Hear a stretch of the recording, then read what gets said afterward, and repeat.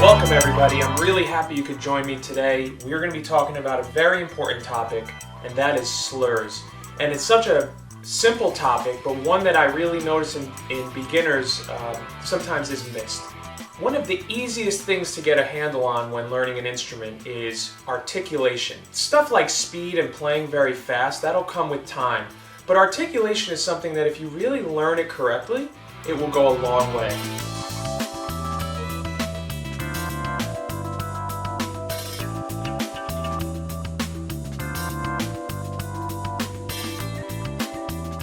There are two symbols that look really similar, and that is the tie and the slur. And let's be clear that the tie is what connects two notes. And ties just take those two notes and they combine them to sound like one long note.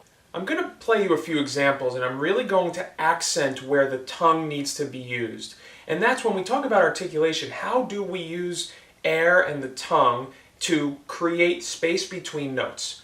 So listen to these examples of ties. You see a little T on this above a note when that tongue needs to be used to start a note. So the first one goes like this. You could hear that when the tongue is used, it's really a clear start to the note. That's as opposed to something like a huh sound.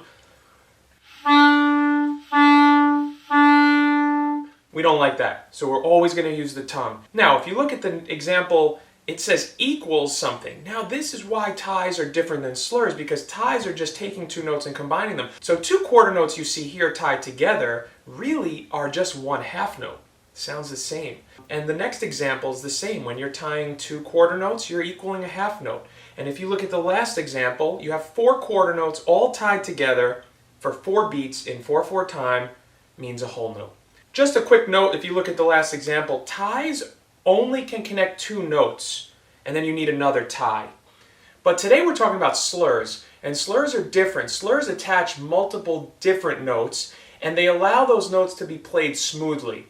Today we're going to be talking about wind instruments, so I'm really going to focus on band instruments of the woodwind and the brass family. The idea of slurring actually is a little bit different in each instrument group, so that's why we're really focusing on band instruments. So let's talk about what slurring is in general and the technique of how to use your tongue when slurring. So the first thing to note is that you're keeping your air going, and you're only using your tongue on the first note that you see under a slur.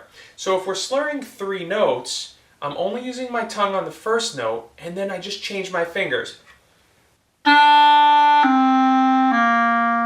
So that's all slurred. If I tongued all of that, so you can hear that clear articulation if there's no slur involved. I'm going to play an example for you, and I'm going to articulate it differently each time. Again, the T is for the tongue, and that's where we start a note. And a slur means that if a note comes under a slur, we don't use the tongue at all. We just keep the air going and we change our fingers. Okay, so the first one I'm going to play is no slurring at all.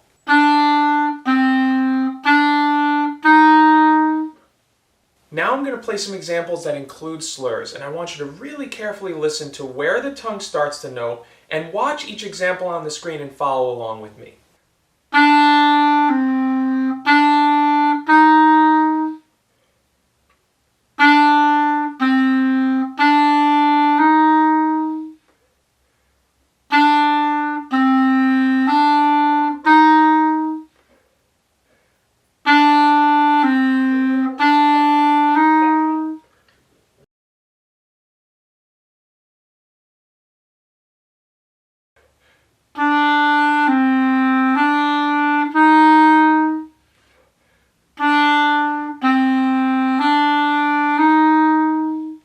And now, you can slur as many notes as you want. In this case, let's slur 4.